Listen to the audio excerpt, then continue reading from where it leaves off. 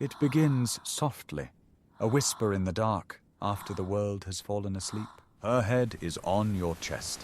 You can feel the rhythm of her breathing, a fragile counterpoint to your own. And then she says it. Imagine us, 5 years from now. Your heart swells.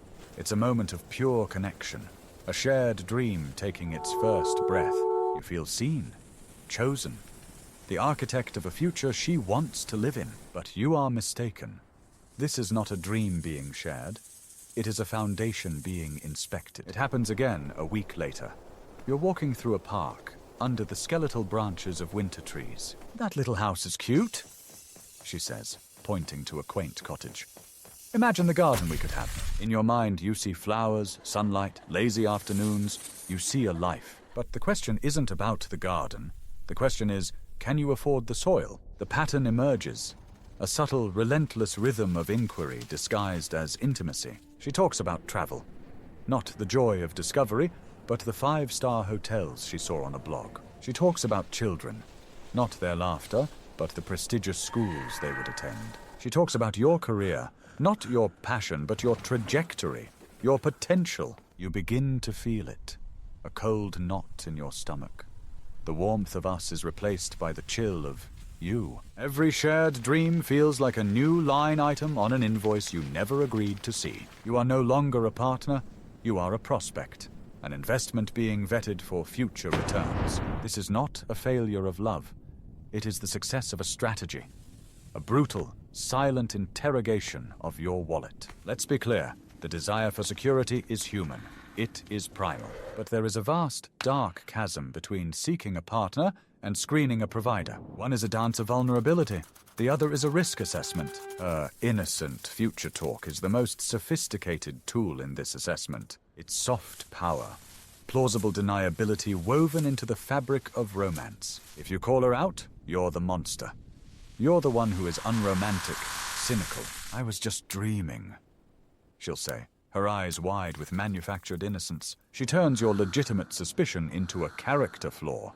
Your self-preservation becomes a crime against love. This is the brilliance of the tactic. It is a question wrapped in a fantasy. A test that doesn't feel like a test.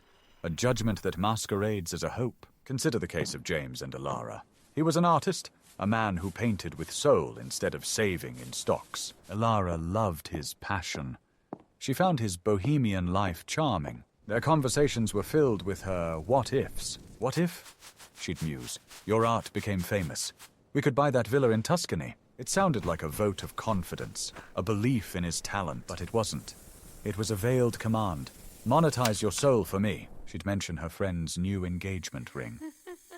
It's so gaudy, she'd say with a laugh. But he must really love her. Translation: your love is measured in carats.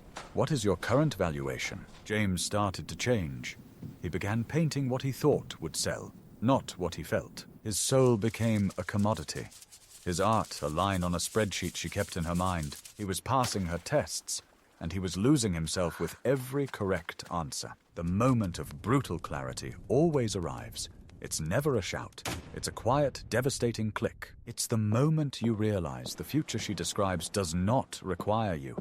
It only requires your function. You are a placeholder, a director of resource acquisition. Once the resources are acquired, your presence becomes optional. The love you thought you were building was just the scaffolding.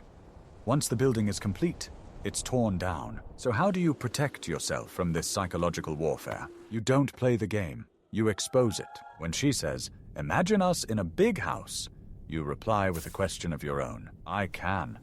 But what I really imagine is us being happy in a small apartment. Can you imagine that? Watch her reaction. Does her face flicker? Does the light in her eyes dim for a fraction of a second? Does she accuse you of being negative, of not believing in yourself? These are not the reactions of a partner. They are the system errors of a compromised program. A true partner's dream is flexible. It is built on the who, not the what or the where. Her dream is a rigid blueprint, a non-negotiable contract with your name in the payer field. So listen carefully. Listen beneath the words. Is she building a future with you? Or is she designing a lifestyle for you to provide? The first is a partnership. The second is a performance review. Don't be flattered by her dreams. be wary of their cost, because in the end, her innocent talk about the future is the most brutal negotiation you will ever face.